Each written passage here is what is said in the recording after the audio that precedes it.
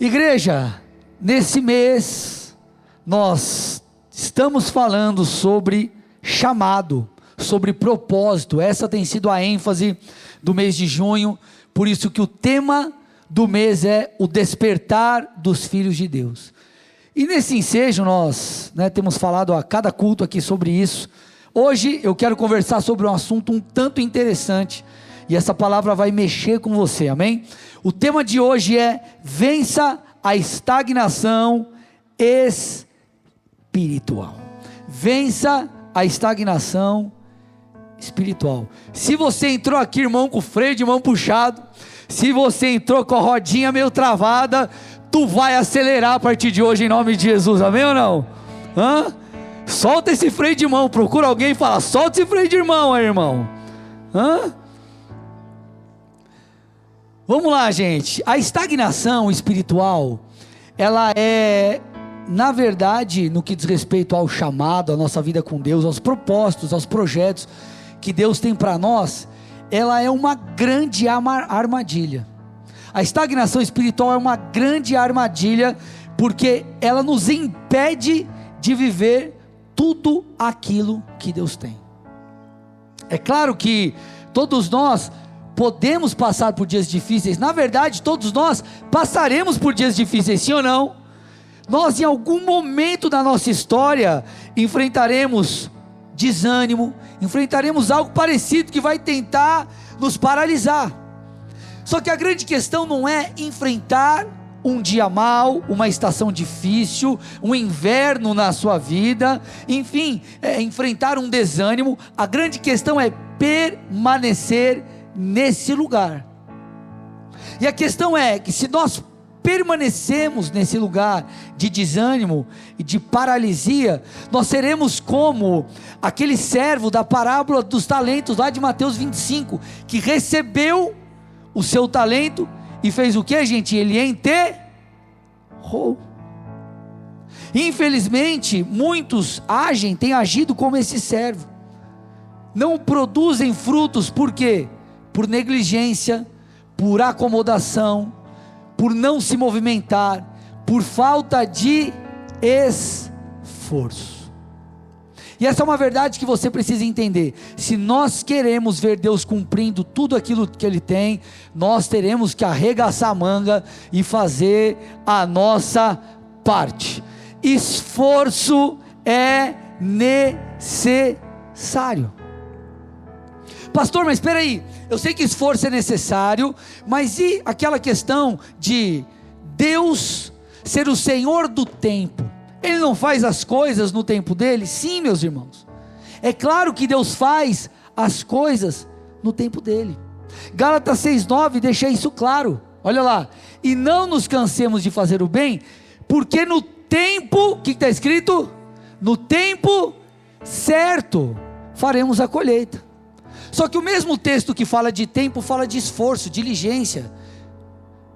Olha lá: se não desanimarmos e não nos cansemos. Então o mesmo texto que está falando sobre tempo, é o texto que está falando sobre esforço. Então escute, há o tempo de Deus, mas nós precisamos nos movimentar.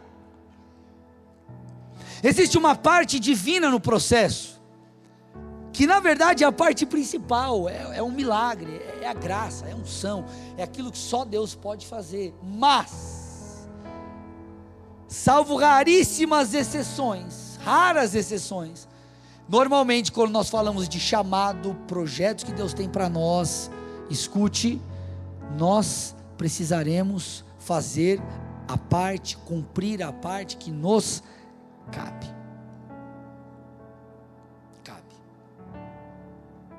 É muito interessante porque quando o povo sai do Egito, quem tira o povo de lá? Começa com D, termina com us. Deus. Deus tira o povo do Egito, amém ou não? O povo precisou fazer grandes coisas para sair do Egito? Não. Ok? Deus fez o sobrenatural e eles estavam lá, beleza, celebrando a Páscoa e tudo mais, mas não teve nada de muito esforço, não tiveram que guerrear, eles só saíram, despojaram o povo, pegou o manezito ali, ó, foi embora. Agora, quando o povo vai entrar na terra prometida com Josué, eles tiveram que arregaçar as mangas. Quando nós vamos lá para Josué capítulo 1, no primeiro capítulo de Josué, que é o sucessor de Moisés, quem vai tomar a terra que Deus havia prometido, por 4 vezes nós vemos no capítulo 1, o Senhor dizendo assim: esforça-te e tem bom ânimo, esforça-te e tem bom ânimo. Escute, meu irmão e minha irmã, se você quer alcançar a terra prometida, se você quer viver o seu chamado, se você quer ver Deus cumprindo cada uma de suas promessas, você precisará se esforçar e ter bom ânimo. Isso parece algo simples, mas parece que atualmente não é tanto. Como assim, pastor? Se esforçar, fazer por onde, correr atrás, é pressuposto básico. Talvez para você, mas não é para muitos. Da onde que você tirou isso, pastor? Meus irmãos, eu vi 2 notícias que chamaram muito a minha atenção, negativamente falando, nesses dias. A primeira é: a Associação Americana de Psicologia, ela apontou que há nas gerações mais jovens, a geração Z, geração Millennials, uma queda da resiliência. Pastor, você falou difícil, fala mais simples. Falo. Diz que a geração, os mais jovens, eles têm menor tolerância à frustração. A pesquisa afirma que a maior ansiedade nesse grupo de pessoas, diante dos obstáculos. Também diz essa pesquisa que há uma dificuldade maior em lidar com atrasos de recompensa, ou seja, são mais imediatistas. Eu quero as coisas, não é para hoje, é para ontem. Se eu me frustrei, eu paro. Eu sou mais ansioso, eles são mais ansiosos diante dos obstáculos. É a famosa geração miojo, irmão. Tem que estar pronto em 3 minutos. E nem 3, né? Porque antes do 3 já quer tirar.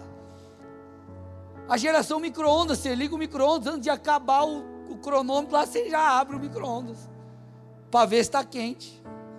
O todinho. Então, o que a gente percebe nessa pesquisa?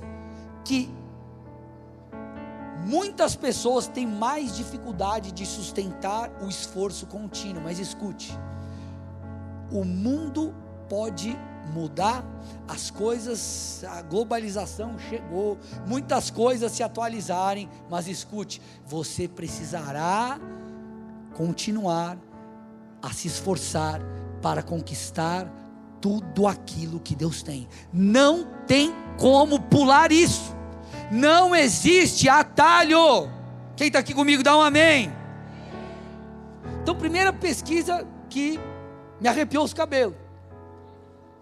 Os cabelos tudo arrepiados assim. Eu falei, meu Deus do céu, não percebi que eu tinha. Segunda notícia: quase metade do país, falando de Brasil agora, recebe Bolsa Família. Pastor, mas peraí, pastor, agora você tocou num ponto sensível. Então quer dizer que você é contra auxiliar os necessitados? Não, irmãos, a questão não é auxílio, porque a Bíblia diz que nós precisamos ajudar aqueles que precisam, amém ou não? Eu estou falando de mentalidade.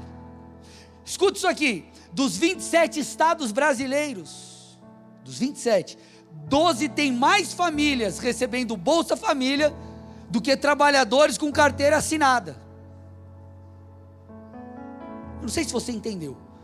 São mais pessoas que tomam do que dão, ou são mais pessoas que tomam do que geram recursos. Para você ter uma ideia, no Maranhão são quase 700 mil empregos contra 1,2 milhão de famílias recebendo Bolsa Família. Sabe o que isso me mostra, isso revela a mim?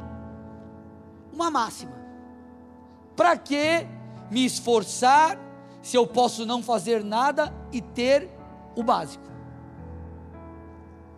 Para que ter que me desgastar se eu posso ficar tranquilo e receber aquilo que eu preciso?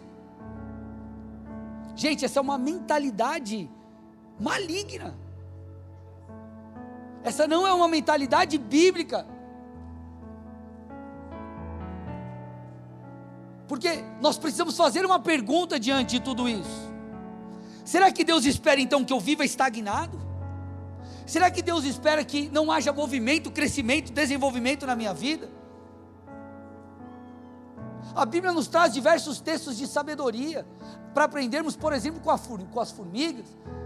A Bíblia fala sobre plantar para colher. A Bíblia fala que eu devo desenvolver a minha salvação. A Bíblia diz que eu devo crescer em graça, em conhecimento do Senhor. A Bíblia diz que eu devo buscar com zelo os maiores dons, os melhores dons. Há um dinamismo quando eu olho para as Escrituras. Mas quando eu paro para avaliar a mentalidade de muitos, eu percebo que ela é totalmente antibíblica. E aqui, meus amados irmãos, eu repito, eu não estou falando sobre você ser definido por aquilo que você tem, não estou falando de dinheiro, de ser definido pela tua conta bancária. Jesus disse isso, Lucas 12:15, tenham cuidado e não se deixem dominar por qualquer tipo de avareza, porque a vida de uma pessoa não consiste na abundância dos bens que ela possui. Então não estou falando da definição de identidade, quem você é, se você é uma pessoa boa ou má, porque você tem ou deixa de ter, porque você produziu ou não produziu, eu não estou falando disso, eu estou falando de mentalidade, como nós temos que enxergar as coisas. A Bíblia fala, como eu já disse e falo de novo aqui, sobre um dinamismo. Se você pegar de Gênesis a Apocalipse, dar uma olhada na Bíblia de maneira panorâmica, você vai perceber em diversos textos esse conceito. Vá, faça, multiplique, coloque em prática, desenvolva, colha, plante para colher, se esforce. Quando nós vemos lá no início de Gênesis, quando Deus cria o homem, qual foi a primeira orientação? Frutifique, multiplique, enche a terra, sujeite-a. Quando nós vamos lá em Deuteronômio 8, antes do povo tomar a terra, ali era a releitura da lei. Deus estava falando, ei, não se esqueçam, quando vocês entrarem na terra prometida, Deus é quem dá poder a vocês para adquirir riquezas. Quando nós vamos para o Salmo 1, ela diz que o justo, plantado, nutrido, ele frutifica, a frutificação é natural, esse desenvolvimento é natural. Quando nós vamos para João 15:8, o Pai é glorificado quando nós frutificamos. Você frutifica espiritualmente, você é transformado, você se posiciona. Quando nós vamos para Efésios 3:20, aí Paulo acaba com tudo, porque ele diz que Deus é poderoso para fazer infinitamente mais do que tudo o que pedimos ou pensamos, conforme o seu poder que opera em nós. Então escute, meu irmão e minha irmã, todos esses textos deixam claro para mim que a vida do crente precisa ter movimento, a vida do crente precisa ter dinamismo, frutificação, multiplicação. Então olha aqui para mim, solta esse freio de irmão, varão. Tira a trava dessas rodinhas aí, vamos lá. Por que é importante a gente entender isso? Porque todos querem viver um milagre, não é verdade? Eu quero viver um milagre. E alguns estão solteiros há tanto tempo que precisa de um milagre mesmo, né? Ô pastor, só um milagre, aleluia, vamos jejuar. Mas precisa de um milagre, sei lá, na sua vida emocional, no seu trabalho, no seu chamado, nos projetos que Deus tem para você, você precisa de um milagre. Todos querem um milagre, mas poucos provocam um milagre. Escuta o que eu vou dizer. Muitos querem um milagre, mas poucos provocam um milagre. Todos querem ser usados por Deus, mas nem todos querem passar pelo árduo processo de ser preparado para que Deus te use.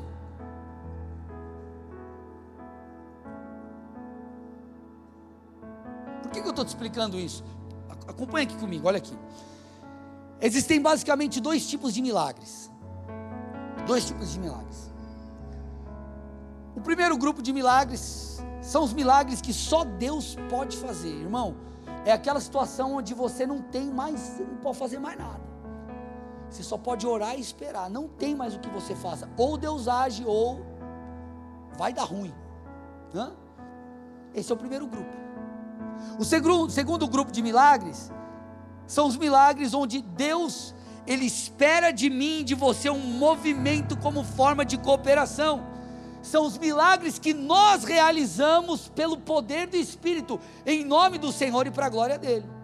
Mas é o que acontece a partir do nosso movimento. Então, por exemplo, milagres que só o Senhor pode fazer. Quando vem aquela tempestade, Jesus está com os discípulos ali no barco, os discípulos estavam rendidos, transtornados, desesperados. Só Jesus podia acalmar a tempestade ali, amém ou não? Só Ele podia acalmar. Então eles fizeram o quê? Clamaram, pediram, e o Senhor acalmou a tempestade. Quando você vai lá para o endemoniado gadareno, o camarada estava tão endemoniado que tinha uma legião dentro dele.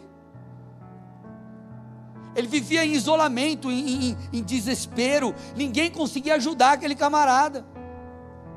Só que um dia ele tem um encontro com Jesus, e Jesus foi o único que conseguiu libertá-lo.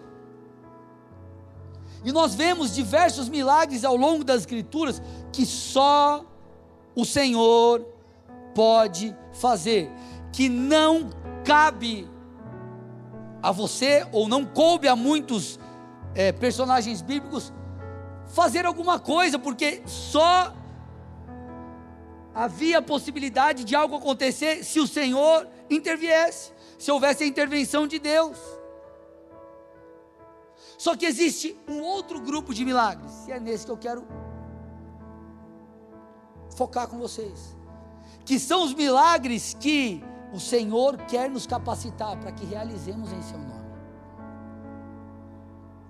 O que Jesus disse? Vão vocês e expulsem demônios, curem enfermos, vocês falarão novas línguas. Agora, como que os demônios serão libertos, as pessoas libertas, se ninguém for? Como alguém vai se converter se não há quem pregue? Então é algo que Deus quer fazer a partir de nós. No final de Mateus, últimas palavras do Evangelho de Mateus, Jesus disse: vão e façam discípulos. Somos nós que fazemos, são milagres realizados por Deus através de nós, através do nosso posicionamento, através da nossa resposta de fé. Então, meu irmão e minha irmã, existem milagres que precisam ser provocados e não apenas esperados. Por isso que você precisa vencer a estagnação espiritual. E aí você fica naquele ciclo, você reclama que nada acontece, você reclama que nada muda, você murmura porque as coisas não saem do lugar, mas quando você olha para a sua própria vida, o freio de mão está puxado, as rodinhas estão travadas, está sem gasolina no tanque, e está tudo parado. Nós precisamos vencer a estagnação espiritual. Então existem milagres que só Deus pode fazer, mas existem aqueles milagres que são provocados. Por exemplo, a cura do servo do centurião. Ele creu que Jesus era capaz de curar o seu servo à distância. E por causa da fé daquele homem, o seu servo é curado. O que falar do paralítico, que os amigos, com esforço, abrem o telhado para levá-lo até Jesus? A pergunta que eu te faço é: e se ele não tivesse, aquele paralítico, uns amigos como esse, os camaradas assim? Talvez ele não seria curado, porque Jesus não ia vê-lo. Jesus não ia tocá-lo. Talvez está tudo parado, irmão, porque você está esperando a porta abrir. Deus está mandando, sobe, vai por cima e abre o telhado. Deus está falando com alguém aí ou eu estou sozinho aqui?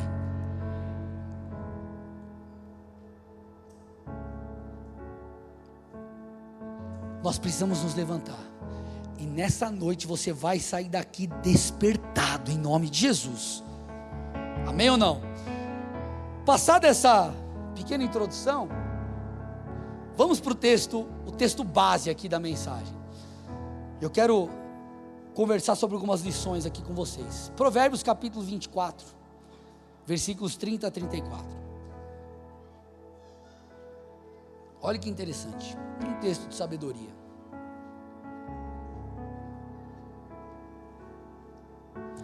Passei pelo campo do preguiçoso, e junto à vinha do homem sem juízo. Eis que tudo estava cheio de espinhos e cobertos de urtigas, e o muro de pedra estava em ruínas. 32. Ao contemplar aquilo, eu fiquei pensando, olhei e tirei a seguinte lição: um pouco de sono, um breve cochilo, braços cruzados para descansar, e a sua pobreza virá como um ladrão. A miséria atacará como um homem armado. Então esse texto ele concorda com tudo aquilo que nós estamos falando até agora. E ele nos traz alguns alertas. O primeiro alerta, nos traz dois alertas. O primeiro deles, a falta de esforço destrói o nosso campo. A falta de esforço, de cuidado, de atenção, de engajamento, de energia, de investimento, impedirá você de continuar frutificando, produzindo. Olha o que ele disse aqui, ó. Eu passei pelo campo do preguiçoso.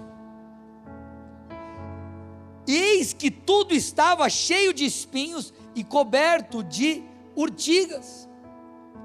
Eu passei pelo campo do preguiçoso, pelo campo do não diligente, por aquele que não se movimenta, pelo campo daquele que está parado, pelo campo daquele que falta dinamismo.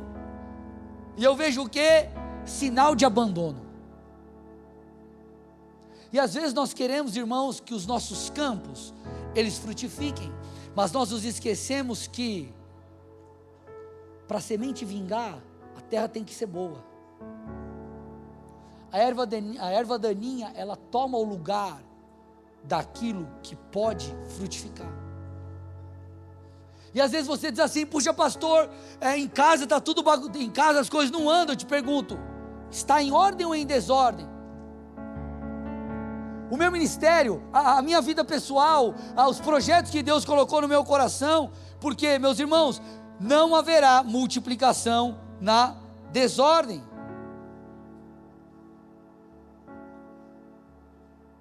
Então nós temos que olhar para o nosso campo, e o campo aqui pode representar o sonho do negócio próprio, pode representar o seu ministério, pode representar qualquer coisa que diz respeito ao seu chamado. Você precisa olhar para ele com muita franqueza e responder a si mesmo: qual é o seu estado? Porque se o estado é como esse, cheio de espinhos, muro de pedra em ruínas, você precisa se levantar e se movimentar hoje. E por que é importante nós fazermos essa autoanálise?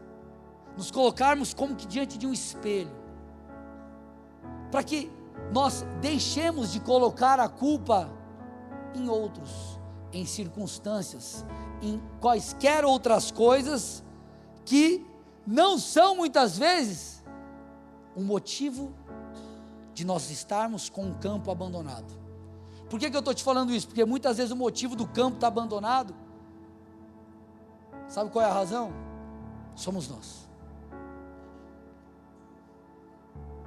Pastor, o saldo da minha conta bancária está complicado. Eu te pergunto, você já parou para pensar que talvez isso seja fruto da sua administração financeira?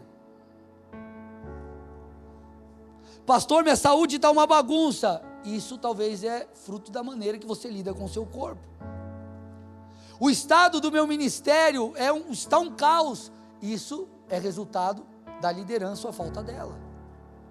Isso toca todos nós, irmãos, e as perguntas podem ir longe. Você vai perguntando, fazendo perguntas a si mesmo.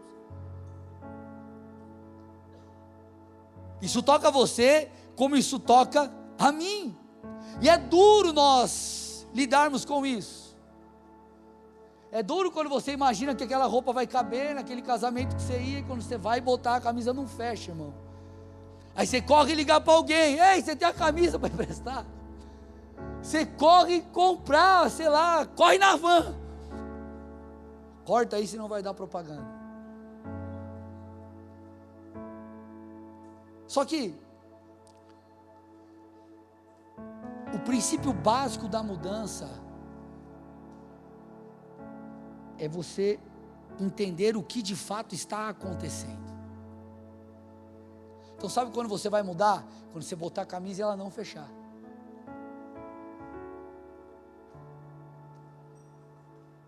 Não é verdade?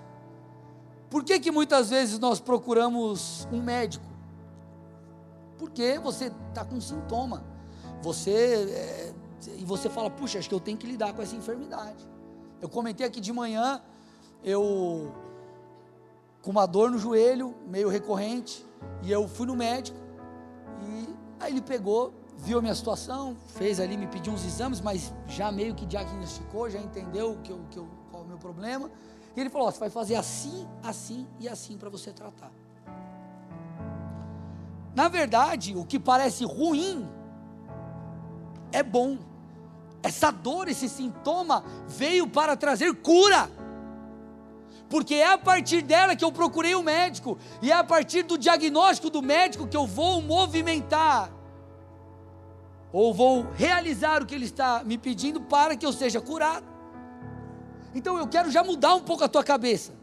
Talvez você está diante do espelho e você percebeu que a sua camisa não fecha. Ei, irmão, escute, essa pode ser uma boa notícia, se você entender o que ela pode produzir em você.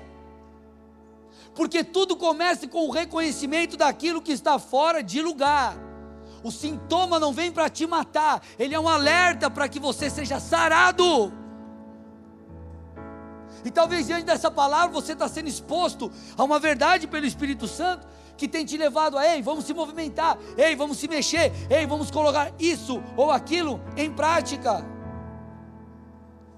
Então olhar para o campo e falar assim: rapaz, ele está cheio de erva daninha aqui, de urtiga e coisa arada aqui, espinho. Dói você perceber isso. Mas é justamente essa percepção que vai produzir mudança em você. Eu vou além. Muitas vezes é a partir desse lugar de dor que Deus faz grandes coisas. É a partir daquilo que Ele colocou também nas suas mãos que Ele pode produzir os devidos milagres. Porque muitas vezes, meus irmãos, nós achamos que o nosso campo ele não é bom o suficiente. Nós achamos que nós não somos capazes em Deus. Capacitação você precisa buscar, mas capazes em Deus para cumprir aquilo que Ele nos chamou para fazer. Nós achamos que o milagre não vai acontecer porque na verdade nós, enfim, não somos tão bons assim. Só que a verdade bíblica quando nós olhamos para o Antigo e Novo Testamento, nós vemos um padrão, ou muitas vezes uma dinâmica de Deus agir ou fazer, que é Ele realizar coisas a partir daquilo que estava nas mãos dos seus servos, diante dos seus servos. Por exemplo, através da vara de Moisés, o Senhor, Ele fez o quê? Ele começou a revelar a sua vontade de libertar o povo. Foi através daquela vara que o mar vermelho foi aberto, que sinais foram operados no Egito. E talvez você diz assim: puxa pastor, quando eu olho para mim, parece que só há problemas. E escute, esses espelhos vão te ajudar a perceber onde estão os erros, para que você mude. Mas além de tudo isso, Deus colocou também virtudes em você, Ele colocou varas na sua mão, e a partir delas, Deus fará o milagre. Mas você precisa se movimentar, você precisa acreditar, você precisa sair do lugar, você precisa fazer alguma coisa.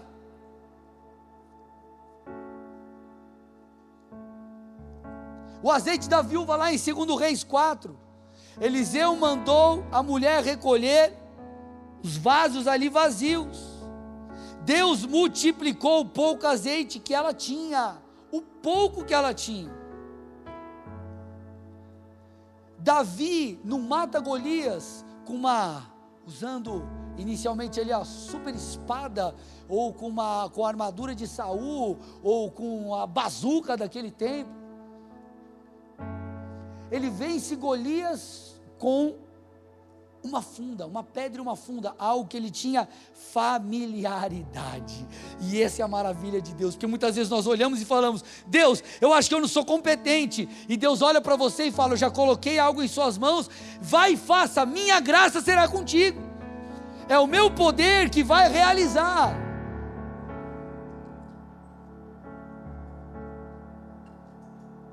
Jesus transforma em vinho, o que é que ele transforma em vinho? Suco de laranja? Água. A água era algo comum. Jesus alimentou uma multidão, multiplicando o quê? Poucos pães e peixes. Ele não multiplicou muito, não pegou, vamos lá, quem que tem aí? Vamos fazer um orçamento, manda um WhatsApp lá para os peixaria da região, para os comerciantes da região, falou: quem tem aí X filé de merluza, sei lá o que, filé de tilápia, bacalhau, coisa arada aí, com mais uns pãozinhos italianos, ou glória, estamos com fome, né? Aleluia, até salivei agora.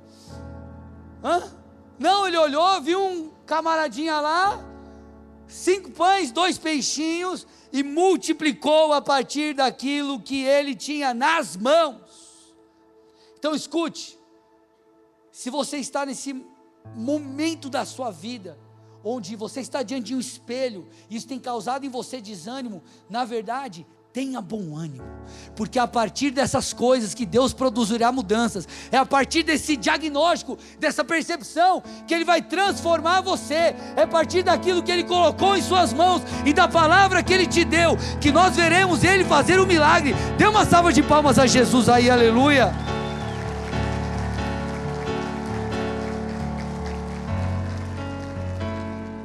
Isso vai produzir frutos, vai produzir frutos.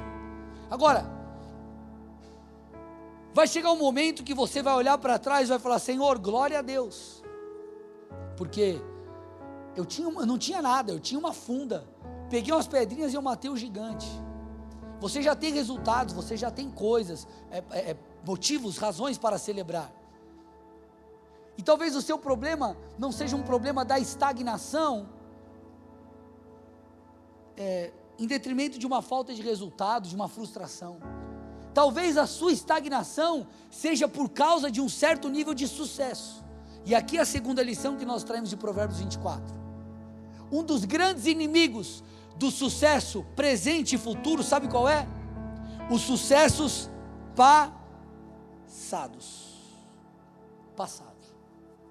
Porque quando nós temos resultado, nós abaixamos a guarda. Estou precisando fazer uma dieta. O que eu vou fazer? Dieta da maçã, pastor. É maçã. 15 dias só maçã. Maçã, maçã, maçã, maçã, maçã, maçã, maçã e maçã, irmão. Com casca, sem casca, cortada, fatiada, batida. É maçã, só maçã.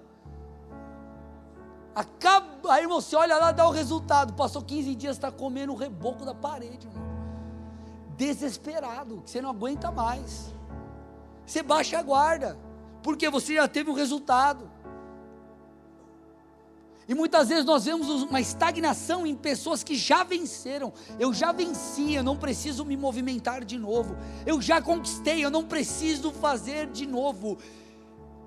Só que qual é a grande questão? As pessoas que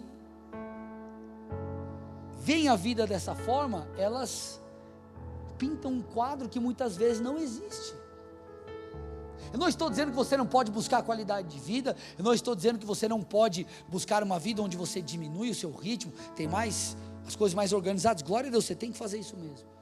Mas às vezes nós criamos algo utópico, e a vitória, em vez de nos impulsionar, ela faz com que nos paralisemos. Olha o que diz Provérbios 24, 33 e 34, põe para mim aí. Quanto de sono? Um pouco. Quanto de cochilo? Breve. Braços cruzados para descansar. E aí ele explica. E a sua pobreza virá como um ladrão.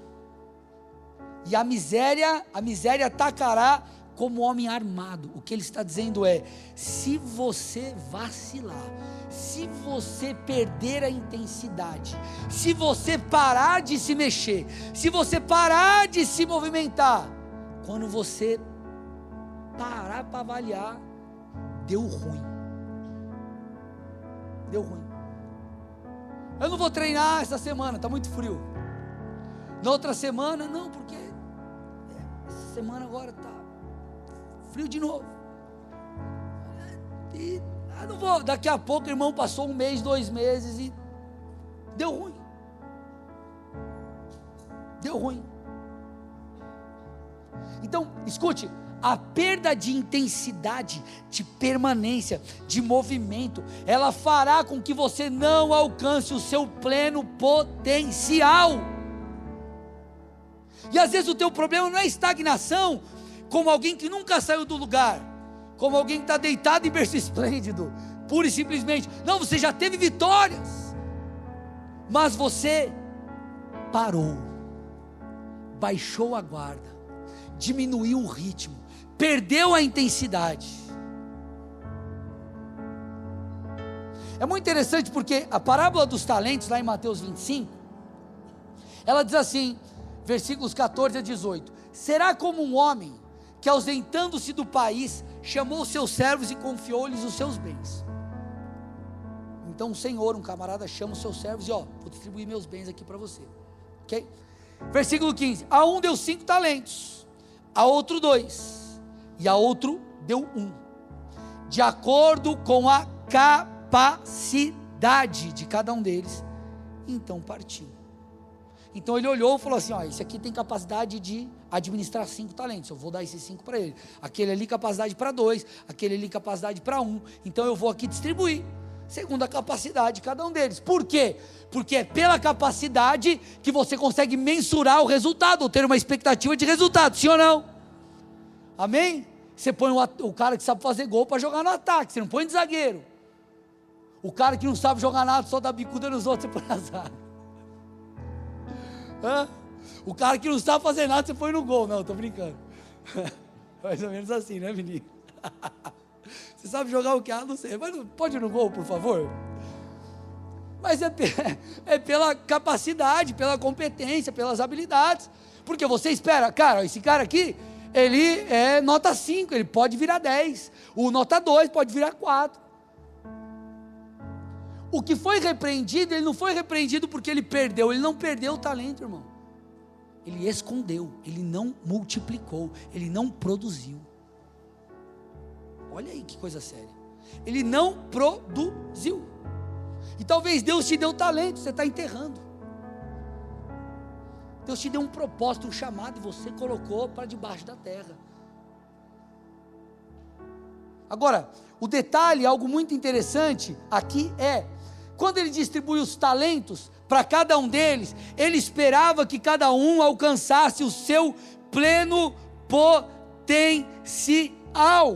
O que tinha 5 precisava transformar em 10. O que tinha 2 em 4. Escute, sabe o que Deus espera que você faça? Que você se movimente, que você faça algo, que você se esforce, que você faça a sua parte, cumpra o seu papel, para que você viva o seu pleno potencial, para que você cumpra o propósito que Ele tem para você. Mas para isso, irmão, solta o freio de mão, destrava essas rodinhas.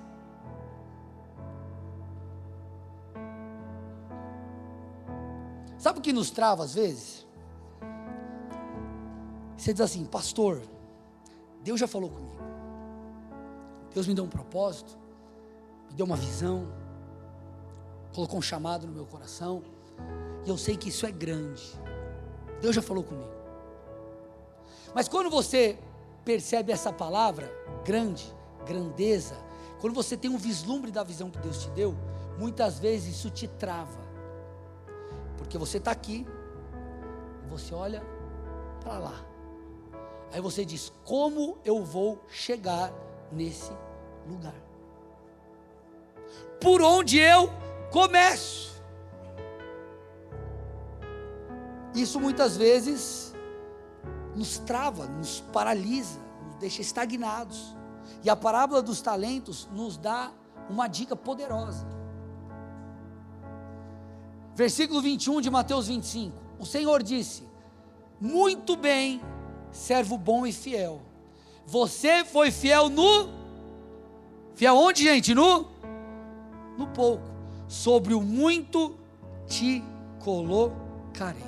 Sabe o que eu aprendo aqui? Que a fórmula das grandes coisas não é focar em construir algo grande, mas é focar em fazer crescer as pequenas. Tudo começa pequeno. O que nasce grande é monstro, gente. Amém ou não? Tudo começa pequeno. Agora vamos lá. Você começou o pequeno, deu certo o pequeno. O teu papel agora não é olhar e falar: como que eu vou fazer o grande? Não é fazer o grande, é fazer o pequeno crescer, é fazer o pequeno multiplicar. O grande é um distanciamento enorme. Pega o pequeno e multiplique, faça ele crescer. Pastor, eu comecei o meu negócio que deu muito certo pequeno, agora eu preciso ir para uma outra etapa. Pega esse modelo do que é pequeno, faça ele crescer, vai fazendo ele crescer. Porque às vezes você olha para cá e fala assim: o meu faturamento é 10 mil, eu quero chegar em 2 milhões. Calma, irmão, respira, faz o pequeno crescer. Do 10 para o 15, do 15 para o 20, do 20 para o 30, do 30 para o 40, do 50 para o 60. Pensa em processos, faça o pequeno crescer. Agora, isso dá trabalho. Se você ficar preso na frustração, preso nos desafios, preso nos problemas, preso nisso, naquilo outro, irmão, não vai rolar. Eu estou caminhando para o final. Tem um texto bíblico muito, muito forte, que está lá em 1 Coríntios 9, onde Paulo fala sobre isso, porque o contexto de 1 Coríntios 9 é o seguinte: Paulo, ele defende a sua autoridade apostólica, ali no início do livro, do capítulo, melhor dizendo. Depois ele fala dos direitos de um ministro, mas ele também fala sobre a sua disciplina pessoal no ministério. Ele fala sobre a maneira que ele se comportava, ele fala sobre aquilo que o ministério exigia dele, e tem tudo a ver com o esforço que nós estamos falando aqui. Dá uma olhadinha comigo lá em 1 Coríntios 9, 24 a 27. Olha lá, 1 Coríntios 9, 24 a 27.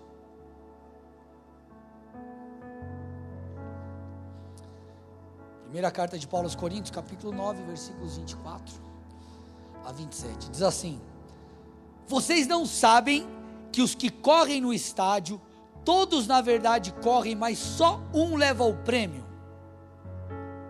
Corram de tal maneira que ganhem o prêmio. E aí ele começa a dizer: todo atleta em tudo se domina. Aqueles, os atletas, para alcançar uma coroa corruptível. Nós, porém, a incorruptível. 26. Assim corro também eu, não sem meta. Assim luto, não como desferindo golpes no ar. Mas eu esmurro o meu corpo e o reduzo à escravidão, para que, tendo pregado a outros, não venha eu mesmo a ser desqualificado. Então Paulo está usando esse ensino, esse paralelo dos atletas naquela época, porque Corinto sediava competições importantes a cada 2 anos, e a cada 4 anos existiam ali na Grécia os jogos, como que os Jogos Olímpicos. Então Paulo, isso era muito natural para aquela igreja, para aquelas pessoas. Então ele usa esse paralelo para falar sobre o esforço no chamado, e ele explica sobre os atletas, sobre o esforço dos atletas. Em tudo se domina. Escute, meus irmãos, os atletas, eles treinavam intensamente por 10 meses para a competição. Eles se dedicavam intensamente. Uma dieta rigorosa, treinos rigorosos. O compromisso era tão grande que eles juravam por Zeus, o Deus deles. Juravam por Zeus que eles se dedicariam, se entregariam com todo afinco. Então Paulo, ele começa a explicar isso. Ele fala: dá uma olhada nos atletas. Dá uma olhada nos atletas. Eles se esforçam tanto, mas eles estão se esforçando para receber uma coroa corruptível. O que é essa coroa corruptível? Era a premiação. A premiação era uma coroa de folhas. Era uma coroa, como assim corruptível, pastor? Que se deteriora. Aquilo vai embora, aquilo é honra humana, é mérito humano, é aplausos dos homens. Parabéns, você foi o campeão, o medalhista, o melhor. Só que Paulo então explica, ele diz: eles se esforçam tanto por uma coroa corruptível, nós, igreja de Corinto, por uma coroa que é incorruptível. Ou seja, nós nos esforçamos por uma recompensa celestial. Nós fazemos o que fazemos para a glória de Deus, por amor das vidas, e nós sabemos, uma recompensa nos aguarda. Essa é a consciência que ele está tentando dizer. Então o paralelo de Paulo é: ei, se eles se esforçam tanto por algo que não é tão maravilhoso assim, quanto mais deveríamos nos esforçar nós para a glória de Deus. Sabe o que eu estou tentando te dizer? Que Deus está te chamando para sair do lugar. Ele está te chamando para se mexer, para se envolver com os projetos que Ele colocou no seu coração, para se envolver com o ministério que Ele confiou em suas mãos, para você correr. No versículo 26, então Paulo, ele explica, ele continua dizendo, ele fala assim: eu corro, assim corro também eu, não sem meta. Então ele está dizendo assim: eu corro, eu me esforço, eu tenho estratégia, eu me envolvo com isso, eu corro.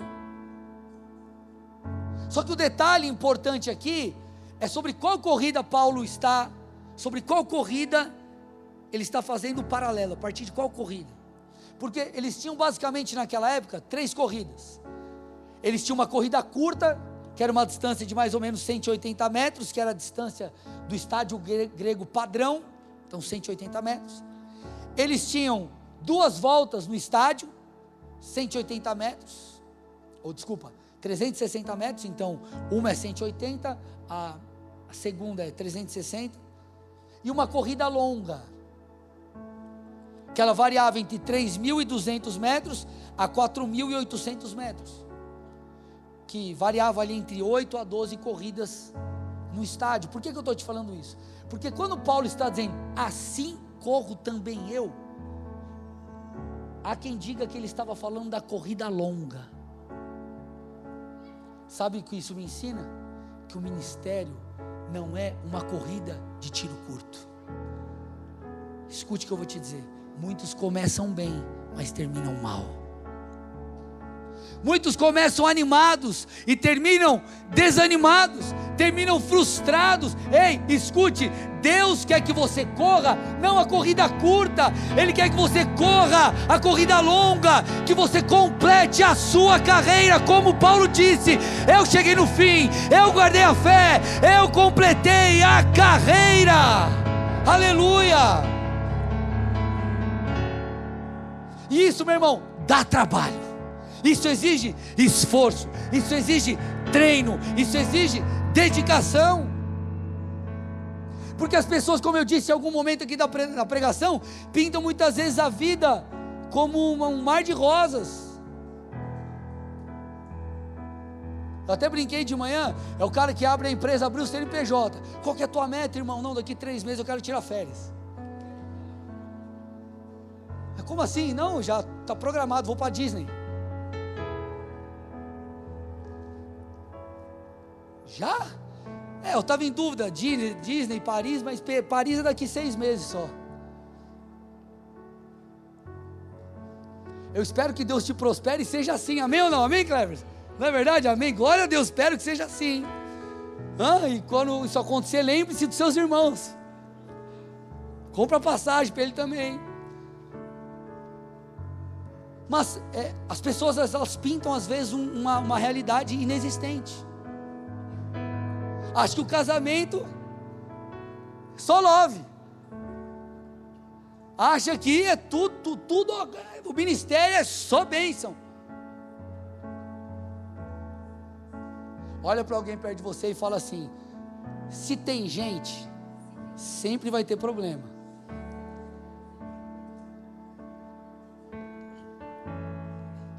E sabe qual é a melhor notícia? Que dessa gente que você está falando também é de si mesmo. Né? Onde tem gente tem problema, envolve a gente. Então, irmãos, sejamos realistas, vivamos a vida real. Porque o mesmo filho que você tira foto no Instagram é o filho que chora. É o filho que tem cólica, é o filho que você tem que acordar de madrugada. Assim é no casamento, na criação de filhos, no seu negócio, no ministério, onde quer que seja. Ei, quando você se envolve com a causa, no pacote já vem isso. Talvez você não sabia, mas vem junto. É o McLanche feliz, irmão, quando você abre tem a surpresa. Por isso que Paulo está dizendo: eu corro, não sem meta, eu corro sabendo onde eu vou chegar, eu corro sabendo a quem eu estou agradando, eu corro sabendo por quem eu estou fazendo. Eles juram por Zeus, eu faço por Deus. Eles juram pelos falsos deuses, eu faço por honra aquele que entregou a vida por mim. Então ele diz: eu corro. Só que ele também diz no texto: eu luto. Assim luto, versículo 26 de 1 Coríntios 9, não como desferindo golpes no ar. Eu corro, eu vou até o fim, mas eu sei que no meio disso tudo tem luta. Luta. Sabe como era a luta daquele tempo? Era um esporte violento. Unia-se pugilismo à luta livre. Um comentarista bíblico que eu pesquisei, ele afirmava que só era proibido 2 coisas: furar o olho ou morder. O resto, bora. Outra pesquisa que eu fiz, diferentemente dessa, fala sobre a luva, que ela tinha várias tiras de couro, porque o intuito era machucar mesmo, era uma luta violenta, era uma luta intensa, exigia resistência, exigia força, estratégia. O que eu estou tentando te dizer é: se você quiser chegar lá, você vai ter que suportar os desafios, você vai ter que permanecer diante das lutas, diante das batalhas, você vai ter que correr até o fim. Diante disso eu te pergunto algumas coisas. Primeira delas: como está o campo que Deus confiou nas suas mãos? Olhe para o seu campo, olhe para o seu propósito. Será que você vê uma terra preparada? Talvez já arada? Ou será que você tem encontrado um lugar cheio de ervas daninhas e espinhos? Talvez você precise voltar os seus olhos para isso, porque esses espinhos é fruto de abandono, é fruto de estagnação, é fruto de não movimento, é fruto de freio de mão puxado, é fruto de não diligência. Segunda pergunta: você tem investido tempo, recursos e energia no seu desenvolvimento para o chamado que Deus tem para a sua vida? Você tem investido no seu crescimento?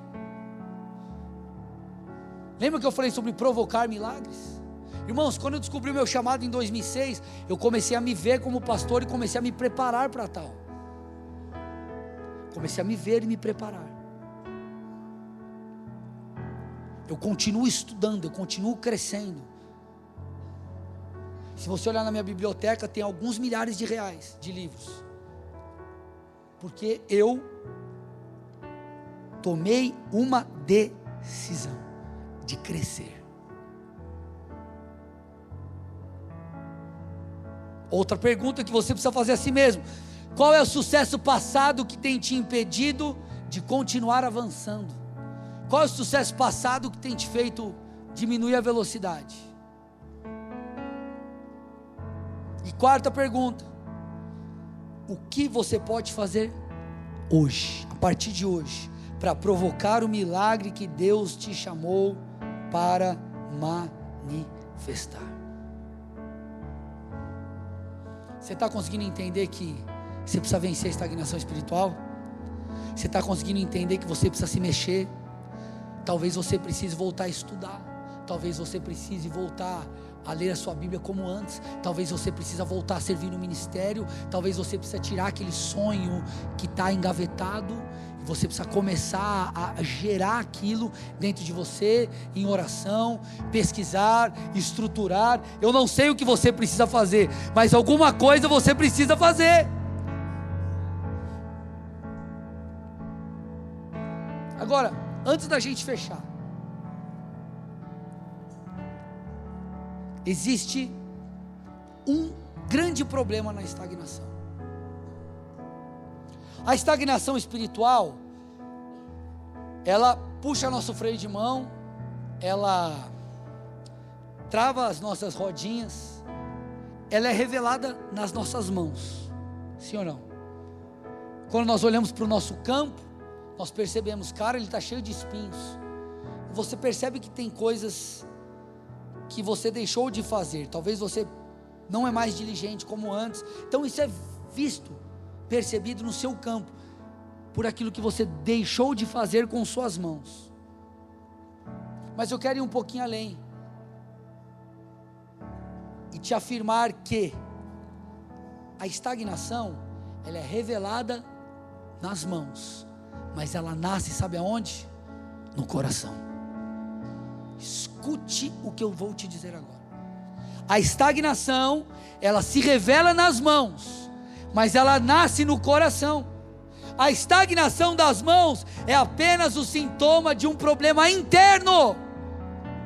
Ou seja, sabe por que você parou? Você parou porque talvez você teve medo. Você parou porque talvez você se frustrou. Se frustrou com pessoas, se frustrou consigo mesmo, se frustrou com a sua falta de resultados. Talvez você parou porque você desanimou. Talvez você parou porque você resistiu à voz de Deus. Talvez você parou porque uma baixa autoestima tomou conta de você.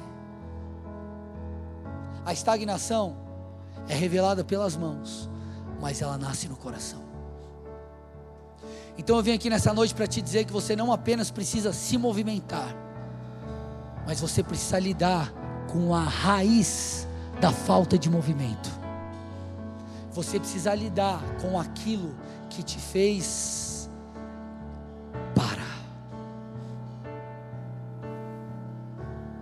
Por isso que Provérbios 4:23, desculpa, o último texto da noite: de tudo o que se deve guardar,